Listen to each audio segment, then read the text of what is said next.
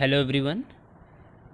काफ़ी students comment करके कह रहे हैं कि इसमें कि क्या स्ट्रेटजी होनी चाहिए आईसीआर एग्ज़ाम के लिए, और इसमें प्रीवियस ईयर में कौन कौन से टॉपिक्स पे कितने क्वेश्चंस बने थे, पेपर का पूरा एनालिसिस किस टाइप के क्वेश्चंस आ रहे हैं और कौन कौन से चैप्टर से सर्वाधिक क्वेश्चंस हमको मिल रहे हैं। ठीक है, तो ये सारी चीज़ें हम आज की वीडियो में डिस्कस करेंगे। और इस वीडियो में हम ये भी बताएंगे कि नेक्स्ट जो किस तरीके के हमारे पास क्या स्ट्रेटजी होनी चाहिए, जिससे मैथमेटिक्स के लिए जो आईसीआर का एग्ज़ाम होता है, आईसीआर में मैथमेटिक्स को ईजिली कैसे क्रैक कर सकते हैं, क्या क्या स्ट्रेटजी होनी चाहिए। ठीक है, तो उसके लिए सबसे पहले हमको ये समझना है कि पूरे के पूरे पेपर में कौन कौन सी चीज़ें कितने लेवल तक आई हुई हैं, कौन सा लेवल रहता है आईसीआर का। तो सबसे पहले तो हम सजेस्ट करेंगे कि आईसीएआर के लिए बुक के बारे में काफ़ी स्टूडेंट्स की कमेंट रही कि सर बुक के बारे में डिस्कस कर दीजिए कि इसमें जो बुक है वो कौन से रेफरेंस बुक हम फॉलो करें जिससे आईसीएआर का एग्ज़ाम क्रैक करने में कोई दिक्कत ना हो। ठीक है, अभी हम इसमें और भी चीज़ें डिस्कस करेंगे, जैसे कि कट ऑफ कितना था पिछली बार में और इस बार का एक्सपेक्टेड कितना हो सकता है, उसके बारे में भी डिस्कशन करेंगे। ठीक है, तो सबसे पहले हम डिस्कस कर रहे हैं कि बुक कौन कौन सी रहेगी। तो बुक जो है वो यूनिवर्सल मैथमेटिक्स। ठीक है, यूनिवर्सल मैथ्स। ठीक है, ये हिंदी के लिए भी आती है और इंग्लिश के लिए भी। अगर कोई बच्चा हिंदी मीडियम से है तो ये हिंदी में भी अवेलेबल है और इंग्लिश में भी अवेलेबल है। किसी भी आप ओल्ड बुक ले सकते हो, न्यू बुक ले सकते हो, किसी भी फॉर्मेट की ले सकते हो। नाम क्या रहेगा? यूनिवर्सल मैथमेटिक्स, बस यही नाम है। और इसमें मोस्टली जितने भी एग्ज़ाम्स होते हैं जिसमें ये मैथमेटिक्स आती है वो लगभग सारे एग्ज़ाम्स के लिए अवेलेबल है, जिसमें आईसीएआर हो सकता है, बीएचयू हो सकता है, जेई मेंस का अलग से सेक्शन वाइज उसमें चीज़ें हैं। तो सबसे बेस्ट बुक है जो इस यूनिवर्सल है। ठीक है, आईसीआर के लेवल के लिए। क्लियर है? तो यहाँ पर देखो, उसके बाद अभी जो 2000 इसमें हुआ था 17 मई 2020 को, ये जो शिफ्ट 2 में हुआ था पेपर, इसका पूरा एनालाइज किया है हमने। ठीक है, तो इसमें एक टेबल फॉर्मेट में सब लिखा हो किस टॉपिक से, किस चैप्टर से कौन कौन से क्वेश्चंस इसमें आए हुए हैं। ठीक है, अभी तो हम इसमें ये डिस्कस कर रहे हैं कौन कौन से क्वेश्चंस आए हुए हैं, फिर अभी हम बाद में इसमें क्या करेंगे, जो चैप्टर जो इसमें है, जो इसका पेपर है वो पूरा का पूरा पेपर हम डिस्कस करेंगे। ठीक है, बहुत स्पीड में करेंगे उन चीज़ों को, और क्योंकि अपने पास अब टाइम थोड़ा सा कम है। ठीक है, सबसे पहले यहाँ पे एक चीज़ देखते हैं कि सबसे पहले एक सेट टॉपिक था, सेट चैप्टर है। उस सेट चैप्टर से इस बार एक क्वेश्चन पूछा गया था और बिल्कुल सिंपल सा पूछा गया था, एन ए माइनस बी फॉर्मूले पे। Number of element in n A कुछ गिवन था, एन यू गिवन था, कुछ वैल्यूज़ गिवन थी, और एन ए माइनस बी। तो इसके लिए एक फॉर्मूला होता था कि n A minus n A intersection B. जब हम इसको टॉपिक पे एक्सप्लेन करेंगे तब उसको बहुत अच्छे से एक्सप्लेन कर देंगे। ठीक है, क्योंकि अभी हम इसका एक क्या बोलते हैं, इसको क्रैश कोर्स भी लॉन्च कर रहे हैं। एप्लीकेशन पे मिलेगा, ये जो हिलमेन क्लासेस ऐप है उस पर मिलेगा क्रैश कोर्स और टेस्ट सीरीज, ये दोनों चीज़ें हम इस बार के लिए लॉन्च कर रहे हैं। ठीक है, और कोई भी क्वेरी किसी भी टाइप की होती है तो आप इस नंबर पे हमको व्हाट्सएप कर सकते हो।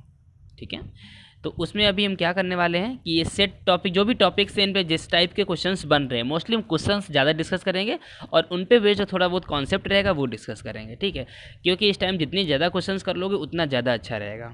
ठीक है, क्योंकि प्रैक्टिस बहुत ज़्यादा ज़रूरी है इस टाइम। क्लियर है? तो जो सेट टॉपिक था उससे एक क्वेश्चन पूछा गया था, बहुत सिंपल फॉर्मूले पे, एमसीक्यू बेस्ड था। हाँ, इस बार एमसीक्यू भी आया है और असर्शन रीजन टाइप के क्वेश्चंस भी थे। ठीक है, और रिलेशन में एक क्वेश्चन आया है, A cross B Cartesian product type का था, वो असर्शन रीजन में आया था, उसमें क्रॉस प्रोडक्ट टाइप का कुछ बताना था। ठीक है, फिर उसके बाद था फंक्शन चैप्टर। फंक्शन चैप्टर से देखो काफ़ी क्वेश्चंस आए हैं। हम जब भी चैप्टर पढ़ाते हैं फंक्शन को काफ़ी टाइम लेके पढ़ाते हैं और इसमें बहुत सारी चीज़ें डिस्कस करते हैं। ठीक है, तो इसमें देखो कंपोजिट फंक्शन पे क्वेश्चन आया। ठीक है, टाइम पीरियड पे क्वेश्चन आया था, डोमेन पे असर्शन रीजन वाला आया था। टाइम पीरियड और डोमेन इन दोनों पे असर्शन रीजन का आया था, और एमसीक्यू पे क्वेश्चन आया था कंपोजिट फंक्शन। कंपोजिट फंक्शन अगर याद हो, f of g, g of f करते थे। टाइम पीरियड में टी आवर्तकाल बोलते हैं उसको, टी निकालना रहता था। ठीक है, जैसे कि साइन एक्स का आवर्तकाल कितना होता है, टाइम पीरियड कितना होता है, इस टाइप की चीज़ें। डोमेन प्रांत होता था, डोमेन के लिए भी सेक्शंस हैं। ठीक है, तो ये वाला जो बैच है, इस बैच को क्रैश कोर्स वाला बैच है, इसको ज्वाइन कर लेना। इस बैच में आपको हर एक इन्फॉर्मेशन मिल जाएगी। ठीक है, किस तरीके से ये डोमेन निकालते हैं। डोमेन में क्या होता है, जैसे कि हम लोग एकेडमिक में पढ़ते हैं 12th बेसिस पे, तो उसमें क्या होता है, उसमें काफ़ी चीज़ें नहीं रहती हैं। डोमेन सेक्शन को उतना अच्छे से 11th में एक्सप्लेन किया गया, बट आगे नहीं किया जाता है। ठीक है, तो कंपटीशन में वो सारी चीज़ें इसमें ज़रूरत पड़ती हैं। क्वाड्रेटिक इक्वेशन से 2 क्वेश्चन आए थे। ये चैप्टर बहुत इजी है, ठीक है, बट इससे क्वेश्चंस हमेशा मिलते हैं, एक दो क्वेश्चंस मिलते रहते हैं। एक क्वेश्चन था रूट्स पे बेस्ड, दूसरा था सॉल्यूशन पे, कि क्वाड्रेटिक इक्वेशन है उसके सॉल्यूशंस कितने सॉल्यूशन होंगे, एक क्वाड्रेटिक इक्वेशन गिवन थी। दोनों क्वेश्चन एमसीक्यू टाइप के थे। ट्रिग्नोमेट्री में सॉल्यूशंस निकालना था, जैसे कुछ इक्वेशंस दे रखी थी, उस इक्वेशन का हमको क्या बताना था कि सॉल्यूशन क्या होगा, एमसीक्यू बेस्ड था। आईटीएफ का एक क्वेश्चन था जिसमें फॉर्मूला बेस्ड था, इस टाइप का फॉर्मूला था tan inverse x plus tan inverse y type का। ठीक है, मैट्रिक्स में एक बेसिक सा क्वेश्चन था, बेसिक क्वेश्चन था, एमसीक्यू टाइप का था। डिटरमिनेंट में, डिटरमिनेंट को केवल और केवल सॉल्व करना था, उसमें कुछ कंडीशन दे रखी थी, सॉल्व करना था और लैम्डा की वैल्यू बतानी थी। बहुत आसान सा क्वेश्चन था। ठीक है, कंटिन्यूटी पे भी हल्का क्वेश्चन आया था, कोई खास क्वेश्चन नहीं था। लिमिट बहुत इंपॉर्टेंट टॉपिक है, लिमिट 2 क्वेश्चंस मिले हैं इससे। ठीक है, पहला था 1 की पावर इनफाइनाइट टाइप वाला, ये टाइप में हम सिखाते हैं, और एक बेसिक लिमिट पे था। बेसिक लिमिट पे पूरा का पूरा असर्शन रीजन टाइप का क्वेश्चन था। ठीक है, और एमसीक्यू, ये क्वेश्चन एमसीक्यू था। डिफ्रेंशिएशन में बेसिक क्वेश्चन मिला था। मैक्सिमम मिनिमम में 2 क्वेश्चन मिले थे, एक में बताना था कि मिनिमम वैल्यू कितनी होगी, ठीक है, और एक में बताना था मिनिमम वैल्यू कितनी थी, और दूसरे क्वेश्चन में बताना था मैक्स और मिन का डिफरेंस कितना है, मैक्सिमम वैल्यू और मिनिमम वैल्यू का डिफरेंस कितना है, लीस्ट वैल्यू का डिफरेंस कितना था, ऐसा कुछ बताया था। ठीक है, इसके बाद आते हैं इनडेफिनेट इंटीग्रेशंस में। इनडेफिनेट इंटीग्रेशन में क्या था, एक क्वेश्चन बेसिक सा आया था। ठीक है, कुछ ऐसा दे रखा था, ई की पावर साइन इनवर्स एक्स, ऐसा कुछ दे रखा था 3x, इसको इंटीग्रेट करना था, बस बेसिक सा था, कोई खास चीज़ उसमें नहीं थी। ये सारे क्वेश्चन हम नेक्स्ट क्लास में डिस्कस करेंगे, तो इसकी टेंशन नहीं लेना कि सर कैसा क्वेश्चन था, कौन सा क्वेश्चन था। ठीक है, हम सारे क्वेश्चन डिस्कस करें, जितने भी शिफ्ट में क्वेश्चन आए वो सभी डिस्कस करेंगे। अभी केवल इसमें एनालिसिस कर रहे हैं कि किस लेवल की चीज़ें आ रही हैं, कौन कौन से किस टॉपिक से कितने क्वेश्चन आ रहे हैं। ठीक है, फिर इसका डेफिनेट इंटीग्रेशन बहुत इंपॉर्टेंट सेक्शन है। डेफिनेट इंटीग्रेशन से 2 क्वेश्चन आए थे, एक क्वेश्चन सिंपल सा प्रॉपर्टी बेस्ड क्वेश्चन था, और एक असर्शन रीजन था। असर्शन रीजन में मोस्टली प्रॉपर्टीज बेस्ड ही क्वेश्चन थे। ठीक है, एरिया अंडर द कर्व, एक क्वेश्चन कंफर्म आता है। डिफरेंशियल इक्वेशन के 2 क्वेश्चन आए थे। वेक्टर सबसे इंपॉर्टेंट टॉपिक है, वेक्टर जो कि सबसे इजी भी टॉपिक है, उसके 4 क्वेश्चन थे इस बार। ठीक है, और चारों ही क्वेश्चन बेसिक लेवल पे, किसी में ट्रायंगल, किसी में एरिया निकालना था, किसी में बहुत हल्के हल्के क्वेश्चन थे। 3 एमसीक्यू थे और एक असर्शन रीजन क्वेश्चन था। ठीक है, बहुत आसान था, तो वेक्टर काफ़ी इंपॉर्टेंट चैप्टर है। फिर इसके बाद आते हैं 3D पे। 3D पे केवल एक क्वेश्चन मिला था, वो लाइन और प्लेन के बारे में पूछ रहे थे, लाइन और प्लेन का शायद इंटरसेक्शन पॉइंट पूछ रहे थे। ठीक है, और ये भी एमसीक्यू था। फिर उसके बाद प्रोबेबिलिटी पे 2 क्वेश्चन थे, दोनों ही बेसिक क्वेश्चन थे, एमसीक्यू था। एलपीपी का एक क्वेश्चन कंफर्म आता है, सबसे इजी क्वेश्चन यही था एलपीपी का। ठीक है, प्रिंसिपल ऑफ मैथमेटिकल इंडक्शन, ये ऐसा चैप्टर है जिसमें से जैसे 11th में चैप्टर हुआ करता है। ठीक है, प्रिंसिपल ऑफ मैथमेटिकल इंडक्शन, तो उस पर प्रूविंग वगैरह होती है, बट इसमें कभी कभी वो आता है कि डिवाइडर वाला क्वेश्चन आता है, कि कोई भी ऐसा एक्सप्रेशन दे रखी होगी -2n, अब बोलेंगे कि ये 17 से डिविजिबल है या नहीं, अगर डिविजिबल है तो रिमाइंडर कितना होगा, इस टाइप के क्वेश्चंस होते हैं। ठीक है, तो ये क्वेश्चन एक आया था इसमें। कॉम्प्लेक्स नंबर से 2 क्वेश्चन आए थे, एक आया था लोकस निकालना, और एक असर्शन रीजन में आया था। असर्शन रीजन में कुछ मॉड जेड वगैरह कुछ दे रखा था, लोकस वाले में ऐसा कुछ दे रखा था, mod of z-2 plus mod of z-4 is equal to कुछ दे रखा था, और इसमें हमें बताना था कि कुछ बताना था, शायद सेंटर निकालना था, ये किसकी इक्वेशन है, इलिप्स या हाइपरबोला फॉर्मेट की। ठीक है, तो ये भी हमने हालांकि हमारे चैनल पे कुछ वीडियोज और पड़ी हुई हैं, कॉम्प्लेक्स नंबर की 2 वीडियो पढ़ी हैं, दोनों वीडियो में हमने बहुत स्टार्टिंग वीडियोज है, लेकिन उसमें बहुत अच्छे से दोनों चीज़ें हमने एक्सप्लेन की हैं। नॉर्मल जो 11th में कॉम्प्लेक्स नंबर होता है, जो कंपटीशन में पूछा जाता है, दोनों को बहुत अच्छे से एक्सप्लेन किया है, वहाँ पे आप जाके वो चीज़ें देख सकते हो। ठीक है, बिल्कुल स्टार्टिंग में वीडियो है। फिर इसके बाद परमुटेशन एंड कॉम्बिनेशन का केवल एक क्वेश्चन आया था, वो भी काफ़ी ईजी क्वेश्चन आया था। ठीक है, इजली हो जाता है। लेवल इसका मीडियम रहता है, जो ICAR है उसका जो लेवल रहता है वो मीडियम रहता है, बहुत ज़्यादा टफ नहीं होता, बहुत ज़्यादा आसान नहीं होता।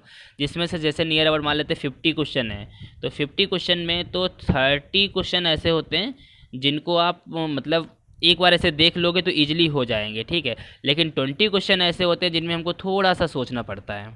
ठीक है, तो उतना टफ चीज़ें नहीं है ICAR एग्जाम। अभी हम डिस्कस करेंगे क्वेश्चन, तो उसमें आपको थोड़ा सा क्लियर हो जाएगा कि एक्चुअल में लेवल क्या रहता है।